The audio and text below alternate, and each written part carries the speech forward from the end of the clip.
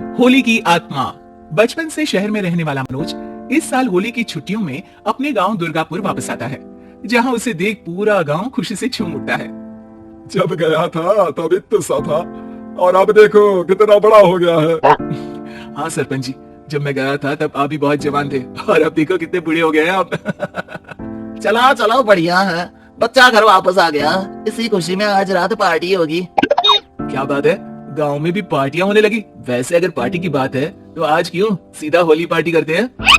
Holi party की बात सुन चहल पहल में अचानक सन्नाटा छा जाता है, जिसे देख मनोज को कुछ अजीब लगता है, लेकिन तभी सरपंच बात पलट देता है। अब बहुत देर हो गई, चलो सब अपने घर चलो, पार्टी के बारे में कल सोचेंगे। मनोज भी मम्मी पापा के साथ घर आ जाता है, पर होली पार्टी और उस पर पूरे गांव की खामोशी वाली बात अभी तक उसके जहन से निकलती नहीं। पापा, होली पार्टी की बात पर सब चुप क्यों हो गए थे? अरे होगी उनकी कोई अपनी बात, मुझे गांव की पंचायत ही थोड़ी पता है। थक गया हूँ, चलो सो जाते हैं, कल बात करते हैं। पापा की बात मानते हुए मनोज भी सोने चला जाता है।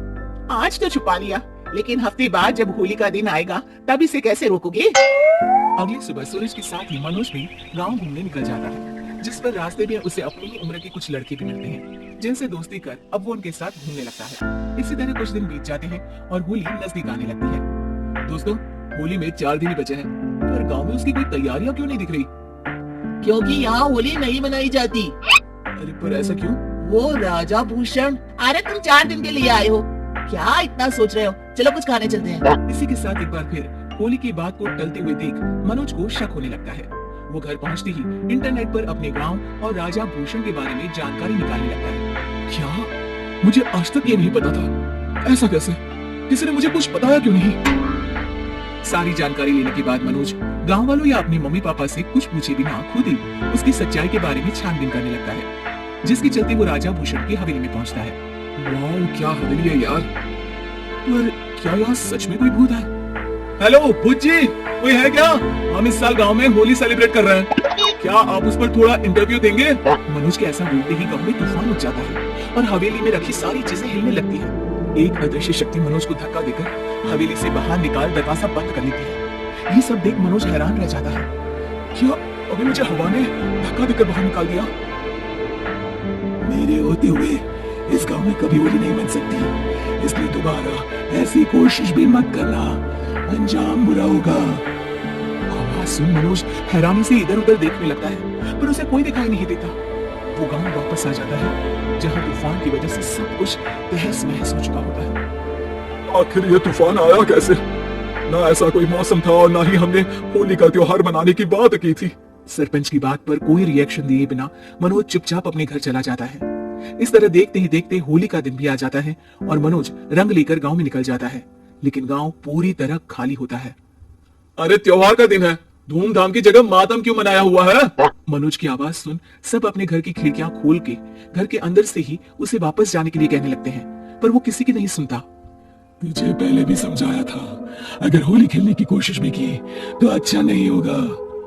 अरे बात मान लो बेटा, तुम्हें सच नहीं पता। मुझे सब पता है, सालों पहले इस राजा ने एक अंधविश्वास फैलाया और आप लोग आज तक उसे मानते आ रहे हो। अरे बेटा, जब तुम पैदा भी नहीं हुए थे उससे भी बहुत पहले से इस गांव पर होली का श्राप है। अगर गांव में होली का त्योहार मनाया जाता है तो प्रलय आना पक्की बात होती है। राजा भूषण इस सब में नहीं मानते थे और त्योहार मनाने लगे, जिसके चलते होली वाले ही दिन पहले उनके बेटे की और फिर उनकी मृत्यु हो गई। तभी से गांव की रक्षा के लिए उनकी आत्मा उस हवेली में रह रही है। सबकी बातें सुन मनोज उलझन में पड़ जाता है।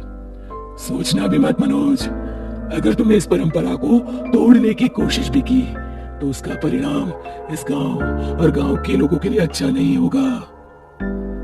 मुझे भी यकीन नहीं हो रहा कि आप लोग एक बेतुकी बात को मानकर सालों से रंगों के त्योहार को मातम की तरह मनाते आ रहे हो। मनोज किसी की कोई बात ना मानते हुए पूरे गांव में रंग बिखेर देता है, जिसके तुरंत बाद वहां तूफान के साथ बिजलियां गरजने लगती है। अचानक मौसम में ऐसा बदलाव देख जहां मनोज कंफ्यूजन में आ जाता है, वहीं गांव वाले डर से सहम जाते हैं।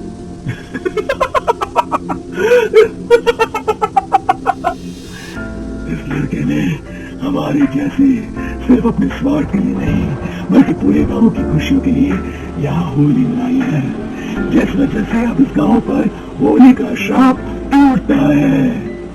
ऐसा बोलकर राजा का भूत वहां से गायब हो जाता है। जिसके बाद गांव के लोग धूमधाम से होली मनाते हैं। खुशियों के रंग गांव में बिखरे ही होते हैं कि अगली सुबह अचानक मनोज कहीं गायब हो जाता है और एक बार फिर गांव में होली का नया राज शुरू हो जाता है।